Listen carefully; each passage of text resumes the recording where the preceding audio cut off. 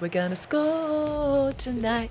We're gonna score tonight. We're gonna rock, we're gonna bowl, we're gonna bop, we're gonna bowl, we're gonna score, score, score, score, score. We got her to sing. I think it's the third one. Hey, Colette, take a look at me. I'm your king queen. Why are you running? Who are you? What's got to do with you? 4 months ago, all right? Until they clean up their yard, the rats won't go away. We don't know it. Is this all hocus pocus? Can you say, abracadabra, here's your pay? I'm pretty fit, Abdullah. I can keep running. Go. It's called a current affair Australia. Is that what I know? Have a lovely day.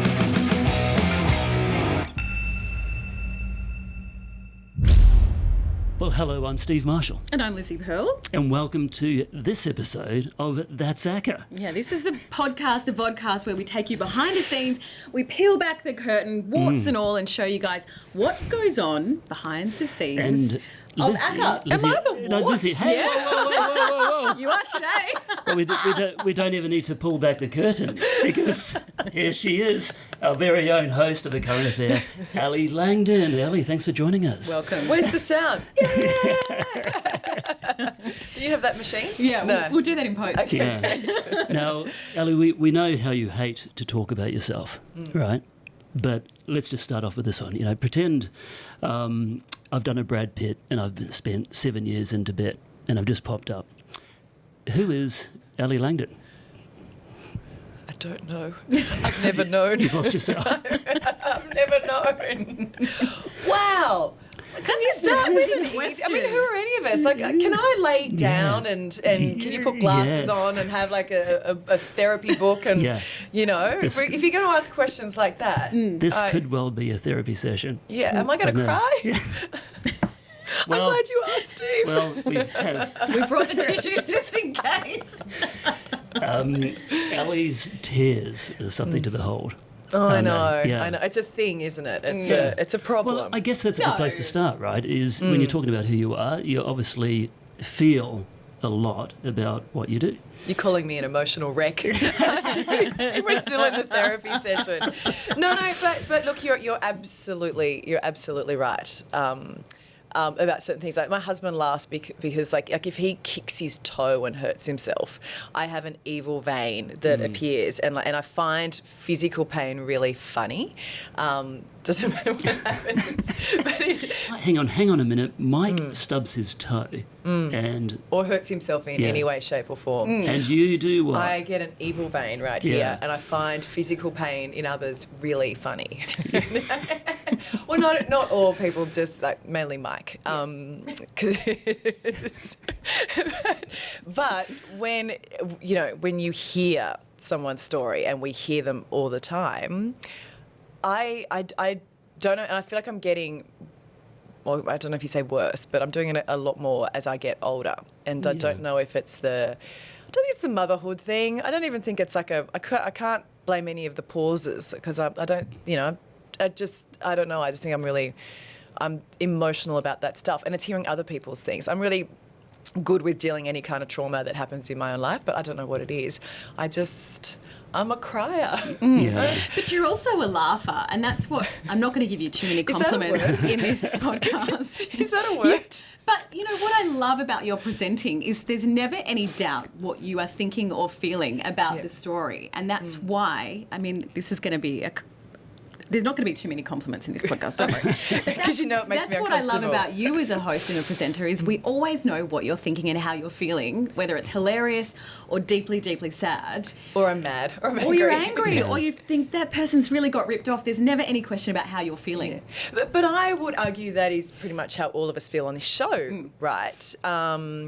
Everyone is authentic. I feel like you've got to have a bit of a quirky kind of take on life to sort of end up on ACA, right? Like, how we approach life and all and things. But yeah, but that is the thing, right? That I feel like you're sitting at home, you can tell when someone is real. And I think that is the most important thing. We don't always get it right. Correct, but just always be authentic. So yeah, I mean, I'm happy for people to know when I'm up set. And, you know, I was doing an interview the other day with Michelle Ford, who won gold at the Moscow Olympics. And when she sat down and then it was this really emotional interview, and she was crying a lot. She said, I thought I was fine. It was like how you looked at me, and then I gave my first answer and you got teary in your eyes, and then, you know, she said, and that just set me off. And so it was this sort of weirdly, you know, it probably took us both by surprise how emotional that interview was. But, you know, I don't know, you feel other people's feels. You feel the feels. Right? Yeah. Are you becoming more aware of that now, like, and you're starting to become guarded because you go, oh my God, here comes the tears again? I'm actually really mindful of it because I think, because you don't want to, you know, it to become the story. And it sometimes happens that, you know, we tell this amazing story and then you might see a headline written up about it that, you know, most of them, if you read it, it's like, oh, it gets emotional, like it's emotional again.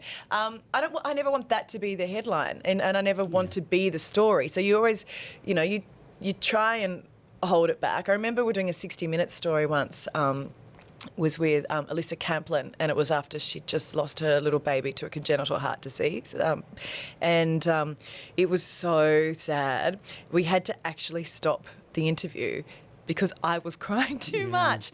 You know, I literally crying as in couldn't breathe, had snot coming out, and my whole nose had blocked. And it was you know, and like I've got much better than that, but like it's actually not helpful and it's not great. Like we do need to control it. So I think showing a bit is great, but you never want it to become the story or to overshadow the story that you're telling. Yeah. But it does take, I mean, you've been in studio for a long time and you've been out on the road for a long time, and it's hard for people at home who've never sat in a TV studio. It's really hard to be yourself because you're just there with a bunch of cameras and a bunch of lights and a floor person. It's actually really, really difficult just to be yourself, but that's what you do so well. Well, you kind of just have to ignore all of that stuff, right? You know, and don't pay attention to the lights and any of that sort of stuff, and you just focus on the person that you're talking to. So I think whoever's in the room, or, you know, as Naomi, who puts our show to air, will often tell you, like, I don't listen to how long I've got for a chat, and she's in my ear saying, finish up and wrap up. Yeah, I don't always listen to that stuff. Oh, really? Is that possible? Because Naomi's in charge of this vodcast as well. Yeah, so when she tells you to wrap up, she doesn't really mean it. I mean... Is that good advice? Yeah, Naomi's nodding in the corner. Yeah, I'm going to cop it tonight. Ally, tell us about ACA. I mean, you've done a lot for the Nine Network over many, many years. What was it about A Current Affair when the opportunity came up to sit in the big chair that you said, I want that job? I think for me it is that combination of, you know, you're doing live television every night, but it also combines like what I used to do for 10 years when I was on 60 Minutes. Like the favourite part of the job for me is being out on the road, meeting people, telling people stories and doing those interviews. So to be able to get back out and do that again, which you just didn't get to do with the Today Show. You know, you're on air for nearly 4 hours a day. You do little bits and pieces, but not to sort of really sink your teeth into. So I sort of felt for me it was like that combination, bringing both of them together. Helped that it's at 7 o'clock at night and, you know, so not a 3 a.m. wake-up call, definitely helped. But, yeah, and also... You know, I'd walk past, you know, the ACA team every day. Like when you finish the Today Show and come out of the studio, and you just look at this, what looked like, it's just such a happy office. Gee, they all seem to like each other, and you know, you take stuff seriously when you need to. Basically, you know, you go past Marshall and you're just a big joke. No, but you know, like it's a fun office. It's filled with good people who, you know, really care about the stuff they do, but no one on our show takes ourselves too seriously. Yeah, we don't have dickheads on our show. Yeah. And we take our story seriously, but we don't take ourselves and our importance. We're not important. It's the story that's important. Yeah, absolutely. And everyone on the show, particularly, I feel, you two. You do not take yourselves seriously. No, we definitely don't, no. Well, let's pull back that curtain a little bit more in terms of out on the road. You've mentioned how you enjoy that so much. You know, people at home just get to see the finished version, right? The glossy stuff that goes to TV. But there's a hell of a lot that goes into getting that to air, right? So, Ellie, if you're going out on the road, you know, talk us through who goes with you, what sort of crew you've got there. I mean, the talent etc., etc.? Like, talk us through when you're on the road, what it looks like. I mean, it kind of looks like the same as you guys, except I often get a second camera. Yeah. And that big truck with all the makeup. Yeah. Yeah. And so, there's 4 stylists, 3 makeup artists, a grip. Wow. Your budget's different to our Producer, podcast, right? just the usual. Like, don't you guys get that? Yeah. No, so it's, I always head out with producers. So I always head out with Bree Scully. Then, like you guys, camera crew, sound recordist. And then depending on what we're doing, like we'll often, like I might shoot a story, like all the stuff we did with Richard Scolia, we would shoot and turn around for that night. So we'd always have a second camera as well. So, there'd be 2 cameramen, 2 sound recordists, producer and myself. So that would be who heads out. So as you know, like you're such a tight-knit group when you're working that closely. And you guys are out more on the road these days than what I am, so you would feel it more. But I sort of go back to 60, where you crew on the road, and particularly when you're out and you might be away for sort of 6 weeks was not an unusual trip to do. Yeah. And you're having breakfast, lunch and dinner. Like, you'd see them more than you'd see your own family when you get home, and you'd be really happy at the end of the 6 weeks to go, bye guys. But it was so awesome on the road. Like, there's an intensity to that relationship because you rely on each other so much. And I remember being in Antarctica, so you're about as far away from things as you could be. And our amazing producer Nick Greenaway, his dad passed away. Wow. And you are not in a position to jump on a plane and race back home. And I'm, in a sense, like so glad that, the crew, the 4 of us who were there as a team worked together all the time and are like family, that, that we could be there for him in that moment. And I remember we all had a whiskey, late afternoon, it was snowing, and we're in Antarctica and did a cheers to Nick's dad, which was just such a special moment. But that is what your crew is on the road, and when stuff's going on back home, which it does, because life goes on when you're away. You really, you rely on each other, and it was always the chat you'd have when you're on a long trip, that you're allowed to blow up. Not a problem, but get over yourself really quickly and move on, And so I think just working in that environment makes you really good at managing relationships and things too. Like, just, I always just deal with something straight away, get it out in the open, and then move on, So, teaches you life skills, doesn't it, this job? It does. Now, you touched on Richard Scolia just earlier. That story and that beautiful man has you two have forged a beautiful friendship in what has been a really sad time for him and his family. Talk us through how that all started and sort of how that relationship's developed. Yeah, it was actually Peter Overton came to me, because Pete does a lot of stuff with the Melanoma Institute Australia. And he said to me, there is this extraordinary human, Richard Scolia. He's just been diagnosed with brain cancer. He's the one who helped pioneer this new treatment in melanoma. So now, 50% of people are cured of stage 4 melanoma, where everyone once died, in this sort of battle for his life. And I think it would be an amazing story to sit down with him. And so it came through Pete.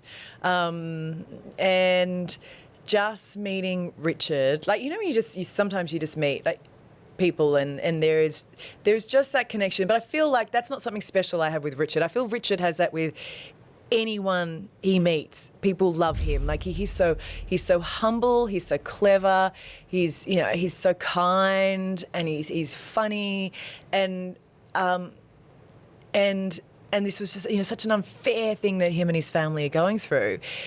He's got beautiful kids, in Emily, Matthew and Lucy, and his wife Katie, and it's a privilege then to be invited into their life. And I had a chat to him on Tuesday. We gave him a buzz, and I'm really mindful that that we don't sort of intrude. And it was even just calling him and having a chat. It's like, I'm just so grateful you took the time, Ally. And I'm like, I'm grateful you took the time. I'm so mindful of everything you've got going on. That he's just, he's fantastic, and what he's done, and he's just his outlook on life is, there are few people like him, and we meet some amazing people, and you make some amazing connections and you stay in touch with people for a really long time. But He's just one that, right in the heart, Richard. He's one of the best humans I've ever met. And that's, you've managed to do a couple of stories with him now, and it's so great for Australia and for our viewers that we can see who he is as well, and because he's so open with everything that's going on and with his health, and there's nothing that you can't ask about, and we can be on that sort of journey with him. It is, and when the last phone call about when he said, can we catch up and we need to talk, and so we went into that interview not knowing the details but assuming the worst. You could tell in his tone. I'd sort of, we knew he'd been going in for a big brain scan. They'd been worried about a few things, and we'd been there for him going in with the scan, so we knew. We kind of worked it out. And I remember the morning when I was going over to his house and talking to Mike, my husband, about how I've just, this one's going to be really hard. I know it. And he just said, just keep your shit together. And it was exactly, and it goes back to that thing, right, where, yes, it's emotional, but you don't ever want that to, you got to keep it in check, because you don't want that to overwhelm what the story is and what we're doing. And it was the perfect thing for him to say as I walked out the door, keep your shit together. And I did. Right till the end when he asked me for a hug, and then, oh my God, it was on. But yeah, and just, that's a privilege, right? To be invited to share that horrible news with the nation. That he trusted us to do that, and that was a hard one. That was hard. Trust is a key word, isn't it? Yeah. Particularly with talent. I mean, people trust us to tell their story, day in and day out, and I think we do a bloody good job of that. Ally, has anyone ever said no to you? Yeah, all the time. No, they haven't, Steve. And so don't start now. Look, people do. And you know what? Like, people say no, but like, I'll also, sometimes people say yes and I'll talk them into no, which will surprise people, right? Like, I think, because you need to lay it out. I just, and that's why I think the honesty around stuff. Okay, if you do this, there was a domestic violence survivor who was really worried about her life a little while ago, and she sort of wanted to come on and do it, and it's like, okay, what might happen from, you need to know what might happen from this. This could aggravate it more. This could put you in more danger. This could, if you want to do this, but, go away. And she said, I do. It's like, go away and think about it, talk to some people, and, and you've got to lay it all out as to, okay, this is the good that might come of it, but also this might happen, blah, blah, blah. And if they still then decide to sit down. So I think that would really surprise people, because I think people think there's trickery and like, say whatever you've got to say to get someone across the line. But you're dealing with human beings, and I don't know if it's something that comes with just, having done it for more than 20 years now. Story's not worth it. No story is worth it. The whole point of someone sitting down is they need to walk away feeling like, my voice has been heard, I've made a difference, I'm glad I did that, even if that was really hard for me, or, I want to make change. They've got to get something out of it. So I'm really, I've talked people out of stories before, or it might just be maybe not right now. Do it, and think about it. Think about it, yeah. I've said that to people. Don't share that with the bosses. They might not be happy to hear. Let's not let Ally talk to anyone anymore. She's talking her out of stories. But it's an important thing with trust, because if you're willing, I mean, I quite often say to someone, it's okay to say no. And because you've given them that opportunity, they'll still say yes. But because you've allowed them to say no, they don't feel the pressure. Because you don't want someone to be pressured to talk to us. No. And don't promise them something that's not going to come from it.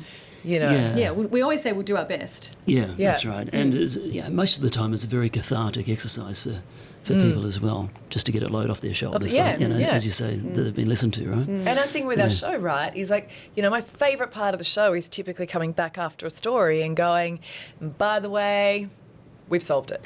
By the way, we've got a result. They got their money back.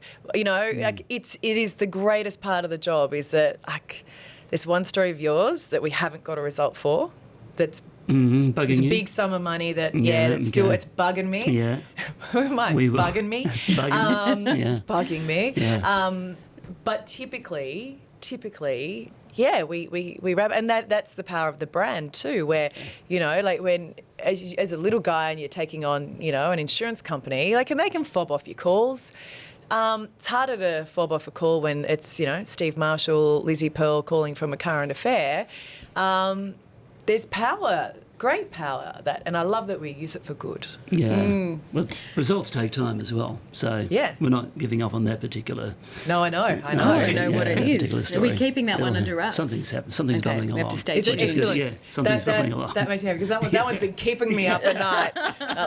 That one, yes. What good. are your favourite stories that you have on a current affair? Because we do everything. We do happy, sad, wacky, weird. What do you love when you see it in the rundown that night? What do you love? Oh, like I love a good investigation. Like I love when, you know, I love the ones that, you know, and Marshall, you've had a couple of really good ones of late, where I'm just, they're meaty as, and I know that you've trawled through what, you know, papers in court. Like I know what's gone into getting to that point, and then you've tracked down the, you know, like I love those ones. But there is something about the quirky stories, or like, you know, you see that Marty King's name is in the rundown, and it's like it could be the most benign story, and you just go, all right, let's just strap in, because whatever it is, it's going to be. It'll be told, Yeah, and I remember when I differently. first started, one of the first stories was Brady did a story on like a bat infestation, like Yes. and That's and right. it was, He came running out. of the bush, like covered in bat shit. And they'd said to me, "You're not allowed to watch the story before it goes to air, Yeah. because you know sometimes you want, because you know, I always like to watch them beforehand and be involved in that part of the process. But there's some it's just like no, we need your reaction to it, and you know it's just they, you know, and that goes to the point of like we don't take ourselves too seriously and are happy to poke fun at ourselves. Yeah. Speaking of batshit crazy, let's just touch on your time at 60 Minutes for a minute. Oh. You know, because some of the stuff you did then became, you know, well, you became a walking advert for health and safety, right? About what not to do. I am the reason why you're not allowed to basically walk across the street without signing an OH&S form and getting clearance. You know, the funny thing is though, so. You know, everything changed when I hurt my knee on that hydrofoil accident, which is on the Today Show. Before that, like, you know, the guys at 60 are going, how is it like something innocuous as that is what sort of, you know, changed everything. Now no one's allowed to do anything. Whereas like back in the 60 days, like, you know, and like I love telling the kids these stories because, you know, I add a little spice to it too as well. You know, there may be a little embellishment to it. But, you know, like how about, that mummy got chased by a grizzly bear in the wild in Canada, and I got chased by, you know, a lion in Africa, and mummy was diving with great white sharks without a cage, where we would chum the water and then Shark Man, like Mike Rutson was his name, would like go, no, they're not great. They're not nice sharks. There's a bad shark there, so we won't go. And then eventually it's like, I've got 8 great white sharks, and they're all good, nice sharks. He Yeah, says. trained and tamed. And it's like, so let's go. Yeah. So him and I would jump in the water, and the only dangerous part was getting down and back up because great whites attack from below. So it was just, as soon as you get down to the bottom, you're sweet. Okay. You know, and then you can just hang around. They come in. If they get too close, you blow bubbles and what have you. We did the dive 3 times. And like we'd never be able to do that now. No. And so the crew, they were all up on the boat because it was just, they weren't allowed in. We had like Mike Rutson had his own underwater cameraman. So there was the 3 of us who went in, and he said to me like, do you want me to take like a spear? And it's like, a whole point is on conservation. If I'm dumb enough to get in the water with them, then, you know, whatever happens, right? Let's not kill any sharks in the making of this piece of television, right?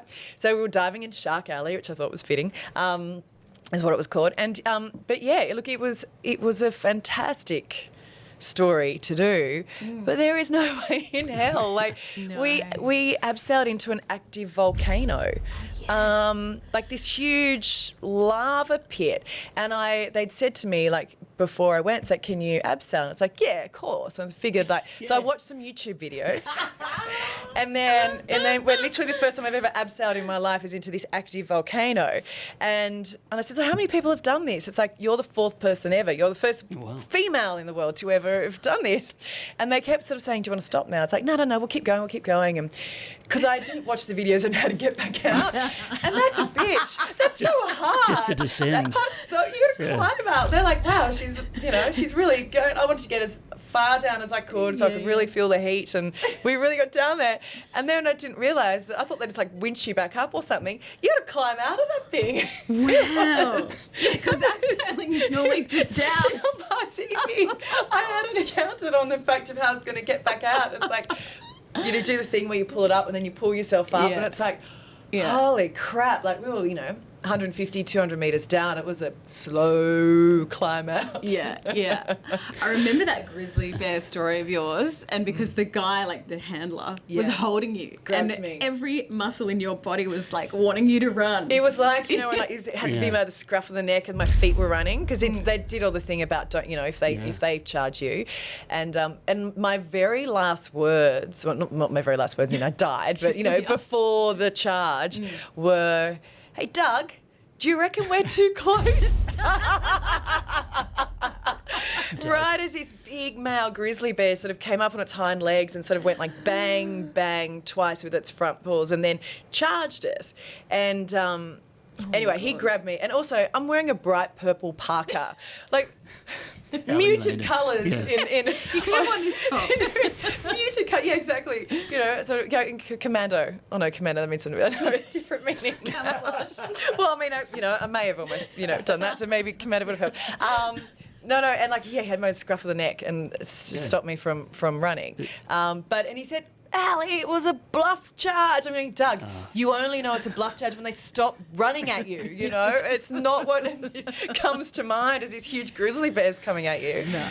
Well, at least Doug could talk to you. When you're at the bottom of the ocean with great whites, right, there was obviously hand signals needed to come into play. And how are you with those hand signals? No, it don't make any bloody sense to me at all. And so there was a point on our second dive where we went in where all the sharks just disappeared. Oh.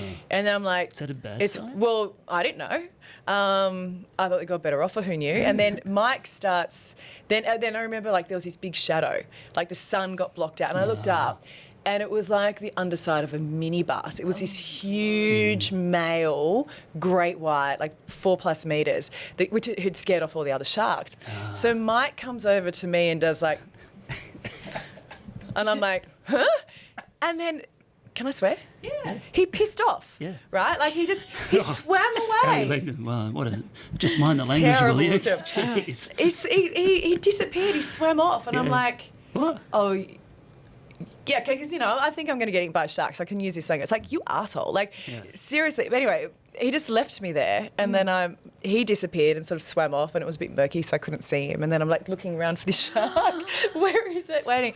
He had gone to distract it and swim it off. So he was saving my life. Yeah. Thank you. But in the moment. Thank you. In that moment, it's like... He ditched you. He'd promised me that at no point would he abandon me. And, so that was one of those, nasty sharks that, mean sharks he said don't get in the water with. It had come in. So, he'd kind of done that. But I do remember my first time we got in the water. I walked to everyone on the boat, the 60 crew was so on edge because we're can't wait for the sharks. And then it's like, oh, crap, Ally's going in, and... crap, Ally's going in. And I turned to the camera and took my reg out, and they were expecting me to say this very profound. And I go, tell my husband if I die to mourn me forever, and he's not allowed to remarry. Put the reg back in and jumped in the water, and they're like, that is a crappy thing to say, just before in you case. die. Potentially my final words. Yeah, I meant it. Well, you've gone from that hunting sharks of a different kind on a current affair, right? Yeah. Business-wise, people get ripped off left, right, and centre and come to us for help. Love rats as well. Yeah. Do they get up your nose, Ally? They really do, and how they prey on the vulnerable. I mean, the one that that Bridget O'Brien just did for us the other day, where, you know, he was scamming these women, moving in with them, and disappearing. Like there's these what we know there's 7 women who've allegedly, I'll throw an allegedly in here just to cover ourselves. I mean, from what we can understand, like there are 7 women who claim to have had babies with him. You know, they find out that his name's not who he is, he's not the age he says he is, and his nationality isn't. And they're just happening more and more because, you know, our lives have moved online so much and people are trying to find those connections online, you know, and like, you know, when like the scams against the elderly, they get my goat. They get all our goat. That's why we do so many stories on it. But yeah, just that preying on the vulnerable. That's, you know, and, you know, the one we did the other night where, and you just look at it and going, who have we turned into as a nation? Like, how have people become so greedy? You know, I think it was the fence guy. It was the dodgy fence guy, and you know, taking $30,000 from people and just disappearing, and people's life savings, and or getting them to pull out their super to pay for dental work, then they don't do it, or they, you know, you're getting vulnerable people to withdraw their super for something they don't need, and there's now a business model around cold calling people to, you know, get your super out and get this done or this done. Like, it's disgusting. You know, and like, how do you go to sleep at night if that's your job, that you call someone up for a legitimate business and your whole job is to, I think, scam them out of their, you know, their nest egg for retirement. That's right. They're putting a lot of work into that too. You know, if they put the same sort of work into a legitimate practice, you know, the world would be a much better place, right? Yeah. And the current affair does cop a bit of flack for doing so many dodgy tradie stories. You know what? I love the flack that we cop. Well, it's great. Let's talk about that, because you have some great comebacks for people that say all we do is stories about dodgy tradies. Yeah, I say up yours. It's like, because, you know, and look, and I sort of feel like, you know, that tradies get a, you know, we always use the tradies and the poor builders dodgy and but, and I feel like, you know, the dodgy stuff we do, we're sort of shifting, you know, there's more, you know, a lot of it is not your sort of your actual sort of individual tradies. You've got these businesses. It's like when you go onto Google and you've got an issue you want to, you know, a plumbing issue you want fixed. What's coming up on the top of your Google search, you know, that's a rort. Not all of them, obviously, but you know, so you kind of call the first number, and then that's some sort of big operation that are overcharging. And it's. That's right. Stealing from people and using that money to market themselves as the go-to company to fix your problems, and it's just one big circle, one big merry-go-round, right? And that happens across the board, I think, in all trades and things. So but I just love it when you guys chase someone down the street. You know, I love a bounce. I love a bounce. Yeah, I've got bad knee these days. I can't do it. You know, I can't do it. My bouncing days are over. But I just, you know, sit back and love it when you guys, because it's sometimes the only times people are held to account. You know, and we know that the watchdog and regulators, that most of the time they don't even have a bark, let alone a bite. And they can't do it. And I feel like a lot of these, you know, these dodgy operators know that, and they can get away with a lot. So sometimes the only time they're held to account is when we call them out and chase them down the street. So, you know, you can bag ACA all you want, but I'll back it every single day. Hey, so when you left the Today Show, and there's a social media video of this, I think, where you come out of the studio, go upstairs, get changed for ACA, and then come back down. But what people don't know is that you're going back into the same studio. Much, right? It's just so people think there's a separate studio for each show. But take listeners and viewers behind the scenes in terms of, you know, when you're going into the studio, you walk in. What is it?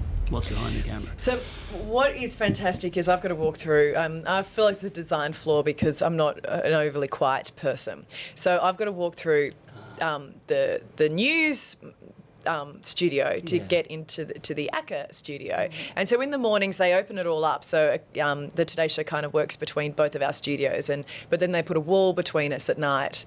And so I walk you through with Pete. So I've got to be really, really quiet. once or twice I hadn't turned my phone off, you know.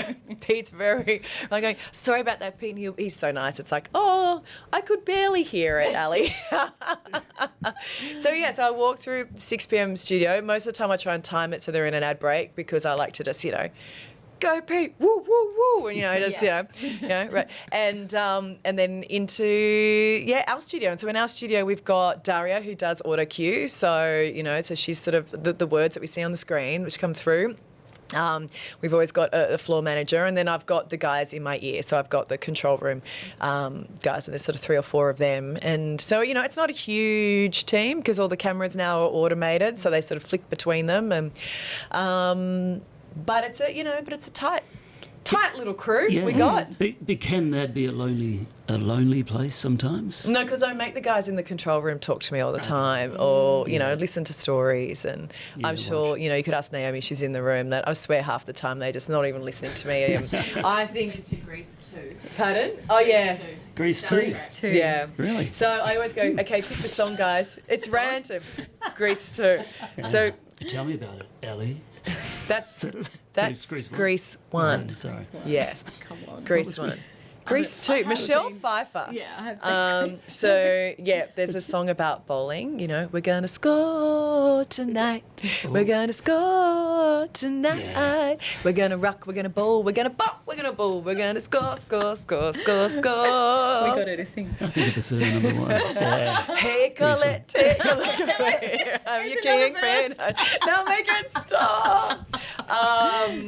So I often make them pick the song, and from a movie, it's either Flashdance, Grease 2, Mary Poppins. What else, Naomi? Are you pump up songs? Mainly Grease 2.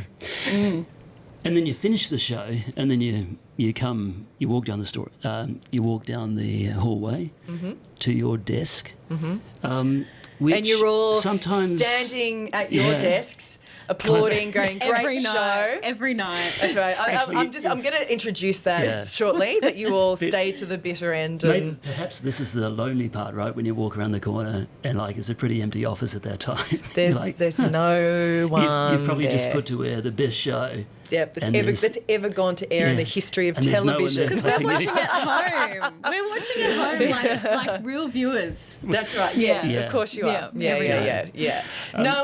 There's it's a pretty quiet office by then, because I mean, obviously you guys come in, you know, there's the morning call that happens at 6:30 in the morning. So I accept that you can't all be sitting around. You know, it'd be nice though. Walk out, cheering. Yeah. Yeah, We could hold so. up scorecards. Yeah. No, I don't want that kind of scrutiny, thanks. So no one's there, and then you set about cleaning your desk, don't you? Oh, this is where we're going. This is a very roundabout way. I thought, gee, Rizzy's like low on material. We're talking about the lonely walk down the corridor afterwards. Oh, you're going to slag me off about my desk. Yeah, because, I mean... For the record, I don't think it's that bad. Don't you? No. Yeah. But... Well, I think we've had... Like Captain Neat over here. I think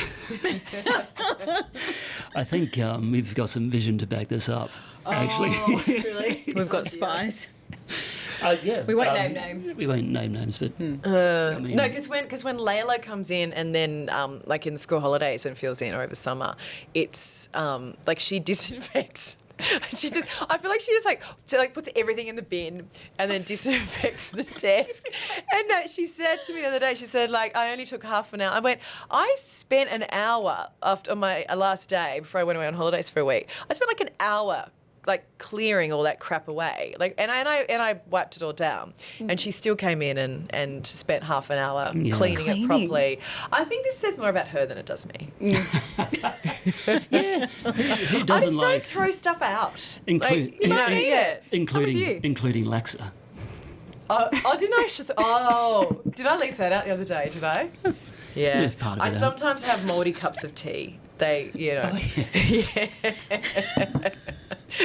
Penicillin, baby. A messy desk is a busy person. Thank you. Yes. What Lizzie said. Yeah. Look at that. Look at the time. Time flies. Shut us. Ally, before we go, a piece of advice. You know, the game is changing very rapidly, the journalism game. A piece of advice that that you would give to people wanting to be journos, presenters, or get into TV? I thought you were going to give me a piece of advice. You know what? I think there's a whole lot of talk around that our industry is on its last legs and is dying and all.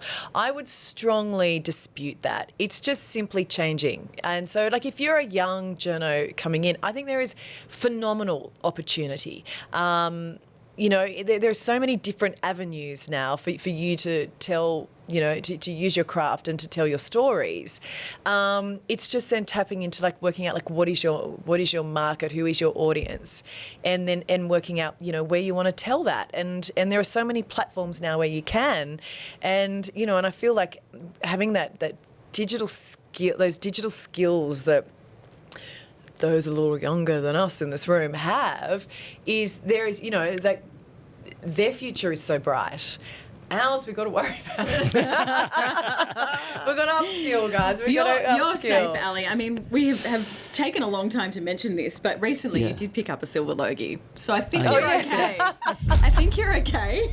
Maybe we need to be more worried. That was like 4 days ago, babe. Like, that's old news. No. You're only as good as your last bulletin and your last show. So no. Well, it's just dawned on me that we have just interviewed one of the nation's premier interviewers. So, how did you go? How do we do? I've written down some notes. Okay. Lizzie, you're great. Steve, we'll talk later. Yeah. Will my swipe card get me in the building tomorrow? Oh, you know what? I think you have potential. You just need to work a little. Hey, Ally, thanks so much for joining us. It's been a pleasure. And for anyone listening, watching, please do have a look at Ally's back catalogue. Yeah, there's a lot. YouTube. YouTube, Nine Now. And also, if you've got a question for us or Ms. Alison Langdon, you can send them into aca@9.com.au. She'd love to answer all your questions. And can we do a cheers before we go? I know. Yes. With my Where's merch. my merch? Come Cheers. on. Sorry, Ally, none for you. You didn't ask me to host the podcast. No. I don't have a mug with my mug on it. Thanks, Ally. You might have a silver Logie, but I've got a mug. You win, Lizzie. You win. Great. See you at karaoke. Thanks, guys.